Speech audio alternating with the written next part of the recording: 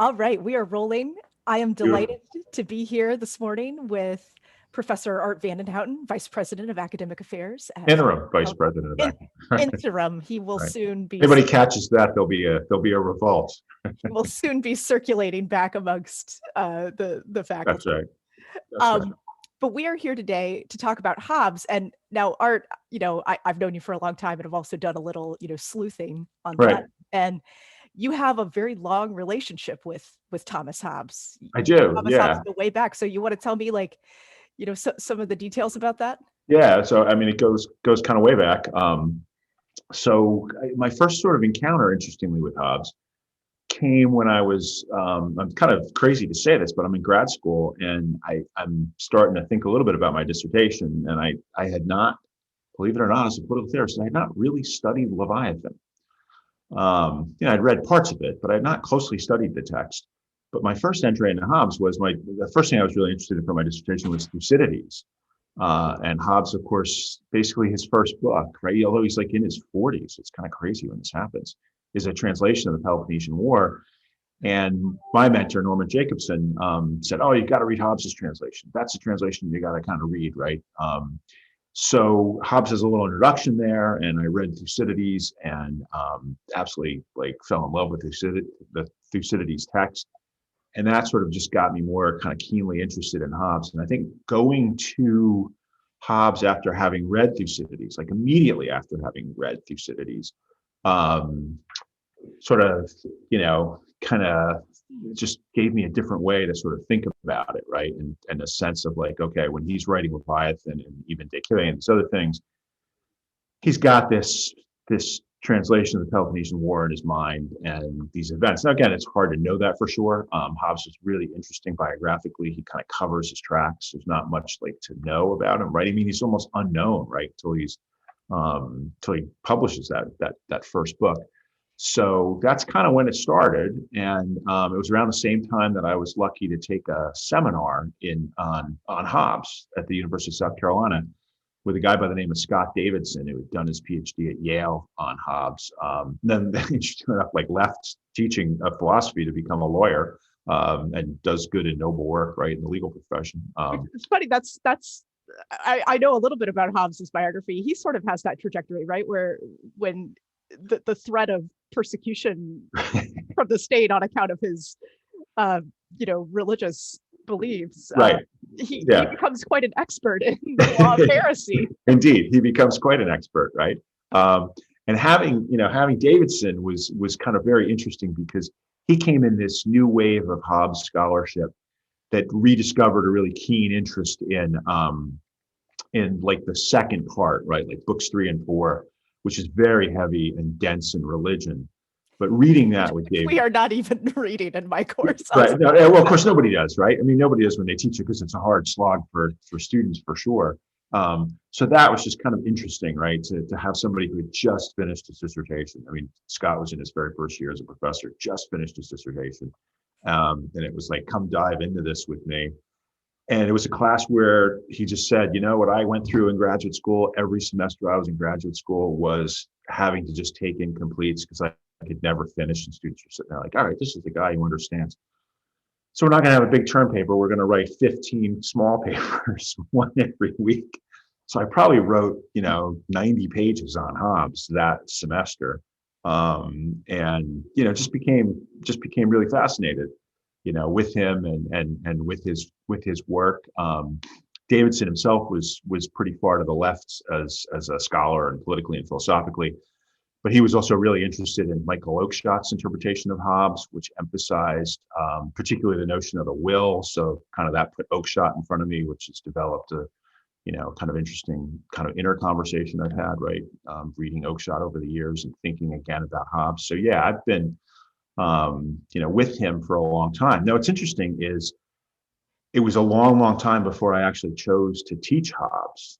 And I think it was just like, I don't, I can kind of fill that in while we talk about Locke, while we talk about Rousseau, and I can do that stuff. And the sense I have, right, is I have his memory. I think you were in the first Hobbes class I taught, right? This was like a Tom Waskovich idea, right? And we read the Leviathan, right? Kind of, started on day one and just started kind of plowing our way through and kind of get together once a week. And I think the first semester, right, we read Thucydides. That was the launch of these, little 1 credit classes that I did for probably a decade or so, which of course were enormously rewarding, right? And these little 1 credit things became very complicated for the administrator. So of course somebody said, it's really rewarding and complicated, so we've got to figure out a way to quash it. I mean, in the end, they were fully supportive of it. But so it's interesting. So I've been reading about Hobbes and thinking about Hobbes for kind of a long time, but I dip in and out, right? So. Right. Yeah. So, I found this little article in 2009 in the Flagler College newspaper, The Gargoyle. You were quoted as identifying Thomas Hobbes, along with Thucydides and Blaise Pascal, as your 3 favorite philosophers. Oh my God. Interesting. I don't even remember the interview, but a small glimpse into your dark interior. Right, exactly. I think of all of them as they're all unrepentant optimists, right? All 3 of them. Well, so this kind of leads into my next question. Like, if you had to just sum up, what is Hobbes's claim in Leviathan? Like, what is the Leviathan about? What's the kind of central lesson? So I mean, when I was in college and early in grad school, it's kind of thrown out at me. It's like state of nature, man is evil, and human beings just have to be kind of contained and corralled, right? And when I read Thucydides and read Hobbes's account of Thucydides, sort of say, well, it seems like more problematic, right? That does not seem like that does not seem like an accurate interpretation, right? And of course, once you get into Leviathan, he says a number of times he does not think people are naturally evil, right? In fact, he could not be more clear or categorical about this point, right? That instead, what he thinks that it. Yeah, there is no evil or good in the state. That's right. Yeah. Right. I mean, there is no evil or good, so people can't naturally be evil. They have certain natural proclivities, and there's a self-regard and all those kinds of things, right, that are significant. But what I began to see, and thinking in particular about the way he translates the Corcyra rebellion, right, in Thucydides' Peloponnesian War, is political conflict comes from confusion about moral terms, right? And it comes from disagreement about moral terms. What do good and evil mean? What is a just king? What is a good king? And he begins to sort of see this as, if you will, like the root of all evil, this confusion, right? And he says repeatedly on numerous occasions, he says, when the circumstances can be properly established, human beings can do great things, right? I mean, human beings have this capacity to, he goes through discovery and navigation and mathematics and all these things, right? And again, he's also thinking about, as he famously says, he's thinking about the power of geometry, right? And how it's possible for a geometric proof to just simply be beyond dispute. And he thinks to himself, or he says that he's thinking to himself, if we could establish the same kinds of ground rules for politics, we would end, right, political conflict and create this space where I do think he believes human beings could flourish, right? So I think what he's most interested in is peace and freedom, ultimately, right? These are the things I think he's the most interested in. And I don't think it's counterintuitive to say that. It's contrary, I think, to kind of the received wisdom about him, right? He sees people as evil and he sees people as their freedom is dangerous. But I think what he believes is if you can establish the proper space for people to choose and thrive and make, sort of pursue happiness as they understand it, human beings are capable of doing, right, great things. So in a way, he's kind of removed some of the, in significant ways, right, the kind of Christian obsession, right, with natural sin, with original sin, that's kind of out, right? And he says instead, let's establish the proper conditions. Now, I think a corollary to this is a much more probably debatable point, is the space is not a particularly political space, right? It is not a space where, pick one conception, it's really not the only one and probably not even the best one, like a Hannah Arendt conception of what the political space is about. It's not one that Hobbes finds particularly appealing, right? I mean, I think he would rather see us reading and writing geometry books and inventing, vaccines to cure disease and understanding, William Harvey, who fascinates him right from beginning to end, kind of the way the human circulatory system works, right? And I think he's, as part of this, like all these political disputes, it's like, put that behind us, because what that's done has caused such incredible destruction. The other crucial thing, I think, is he's trying to establish what the grounds are of political knowledge and political science. And with some combination of contempt, ridicule, and real anger, he is trying to like toss on the trash heap of history, 2,000 years of political theory, right? He's not celebrating he's not celebrating Socrates, Plato, Aristotle. His canon is a pretty small one, right? I mean, he's not, and again, there's those long passages where you can almost see him chuckling away as he's like attacking the scholastics and kind of all these other people, right? And the Republican theorists of Rome who are celebrating regicide. Yeah, I think of the chapter, right, where he delineates the kind of causes of civil war and right. conflict, and reading the Greeks and Romans on that list. And we see this as these kind of noble patriots, and he's like, no, right? Absolutely, absolutely no.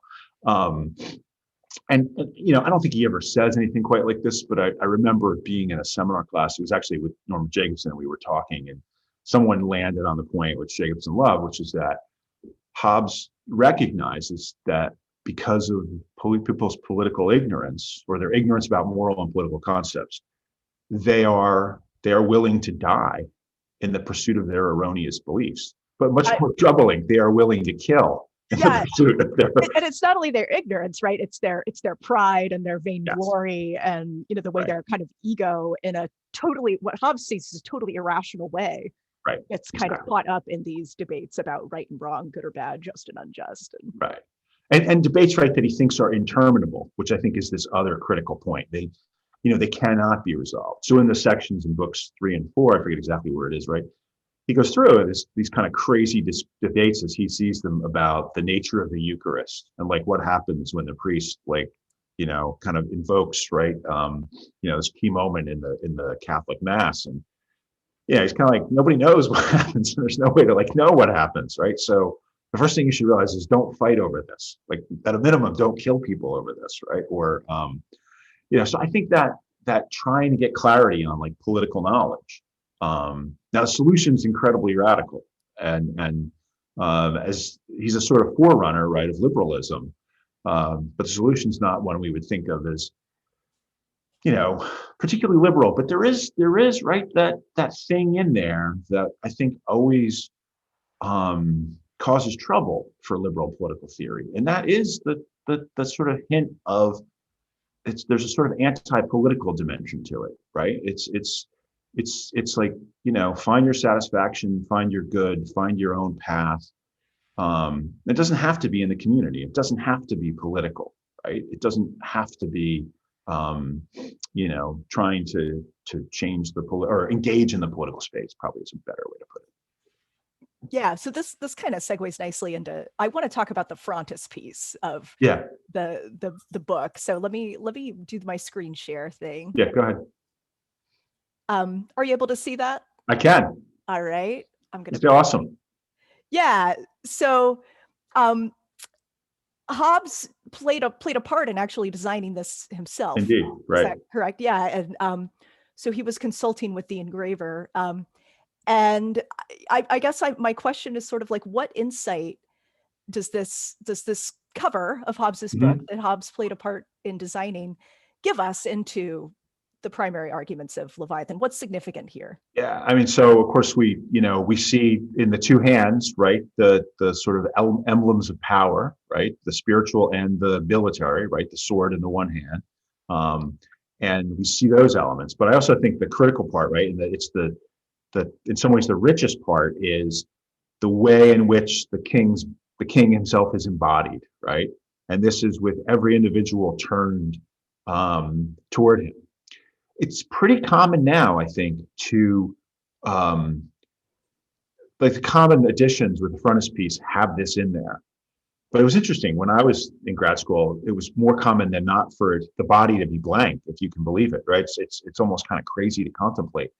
I mean, my reading of that, right, is this critical part in I mean, I guess it's chapters 14, 15, 16, 17, right in the first book, where what he is arguing, what he's trying to say is the origin of the state, the covenant, the origin of the sovereign comes when all the wills are united and the wills are turned toward the sovereign and embody the sovereign and give the sovereign its power, right? There clearly are people who see it in a sort of fascist or totalitarian way, but I just think that is misconceived because those are much later concepts, right? Now there might be absolutist critiques you can lay at Hobbes's feet, and I think those are appropriate critiques. But instead, what I think he's got here is that we should see the state as embodying the covenanted wills of the members, right? And that we, in essence, create and embody the sovereign. And it becomes this odd actor in which it is both independent of us because we can't judge it or hold it accountable, right? This is a really significant element of the argument, and from my point of view, deeply problematic in its consequences. But at the same time, we are a part of it, right? And he's got those long discussions, those kind of conundrums where he talks about like it would be irrational to be protesting because you yourself are actually the author of the actions of the sovereign. And, if you forget, he doesn't say it quite like this. It's like, see chapters 14, 15, and 16, right? If you fail to understand what actually you agreed to. But of course, you agreed to it, and it was appropriate that you agreed to it, because then you can see in the front part of the landscape the extraordinary benefits that come from peaceable society, right? And what he refers to as commodious living, right? The ways in which human beings can flourish when their political affairs are properly ordered. Yeah, and I'm told that this is even, scholars speculate that this is Hobbes's hometown of Malmesbury. Of Malmesbury, right. Yeah, this is a traditional kind of interpretation, right? That he sort of sees it as, it's a kind of hearkening back to that, to that element of his childhood and his experience, which itself was interesting, right? He clearly was a precocious kid who did not come from means, but a patron sent him off to university. Yeah, so as the frontispiece conveys, right, in this way that can be unsettling, I think, to folks in the 21st century at least, right. The sovereign that Hobbes believes we will, of our own kind of free will, erect, has just enormous power, and you've got it, some of the breadth of the sovereign's power in Hobbes, right? The sovereign has the power to tell us what words mean, to absolutely decide right. what we are to believe in terms of our religious beliefs, right there, to tell us what is good and what is bad and what is just and unjust, and so this idea of a kind of like freedom of thought or freedom of conscience is very, if it's there, it's incredibly attenuated. Right, it's incredibly attenuated, right? And there's two things, right, are really interesting there. One is he basically goes so far as to say, right, we sort of owe it a debt of gratitude for cleaning that up for us, for giving this word's meaning, right, for us, because then we don't have to do it on our own. And then, just as you said, this attenuated kind of impoverished conception of freedom of conscience, he's got those weird parts where he's like, you can kind of believe whatever you want inside, right? I mean, and there does not have to be a kind of like Reformation sort of era form of integrity or transparency, right? Like, say, the Puritans had, and the Puritans, people for whom he had great contempt, right? And sees as, endlessly troublesome. And again, I think it's, as you noted, right, the 21st century, we read it in a different way. And I don't know that lets him off the hook or if that indicts him more deeply. It's a question I've actually never been able to satisfactorily resolve for myself, right? Yeah. So is there any space in Hobbes's political theory for like civil disobedience, for resistance? We've emphasized, how narrowly he contracts this space, but is there any space at all? It seems incredibly narrow, right? I mean, he seems to say, like, you don't actually have to fully believe what you're doing. Although he's even ambiguous about that, right? I mean, there's a part of him where virtue gets conceived as kind of owning yourself what the sovereign says.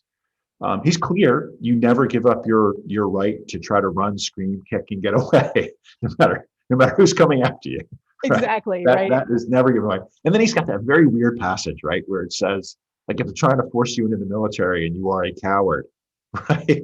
It's like you are not obligated, right? It's this very kind of strange passage, right? It's like, It's if that's not your thing, it's the Thomas Hobbes exemption he's that's carved out for exactly himself. right. You know? And of course, he himself, right, was a man who feared persecution all of his life. Yeah, he Feared, says he and Peter were born twins. right, exactly, that they were kind of coming for him, right? But yeah, it's a great and rich book, and I found as I've taught it more frequently, you can get students engaged in it, right? I mean, I Yeah. think sometimes like Rousseau is a little bit more easy for them, but at the same time, once you dig into it, I think things begin to make a measure of sense. All right. So last question, because I know we Sure. have to wrap it up. You've got an appointment. Um, is there any relevance like that you see in Hobbes's political theory for us today? I've actually found myself this time going through Hobbes. He's speaking to me more profoundly and powerfully than he probably ever has at any other point Yeah. in my life. And I've been, as you said, I've been reading this book since I was 19, right? Right. So I'm wondering what resonances you see today. Yeah, I mean, I think when communities are fractured about the meaning of words, about the nature of facts, about what constitutes truth, about who properly wields authority, the nature of expertise, when all those things are sort of at stake, I mean, I think he really resonates because these are the things he is, deeply afraid of, right? And like the Greeks, Thucydides and others with whom he's so enamored, he's got this conviction, which I think is always important to bear in mind, which I think sometimes modern liberal society is too complacent about, and that is just the fragility of institutions, right? And this is why he is not willing to allow, civil disobedience and protests, right? Because you could have a mob. I mean, this is right. This would not surprise him. The stuff that happened at the Capitol on January 6th would not surprise him, right?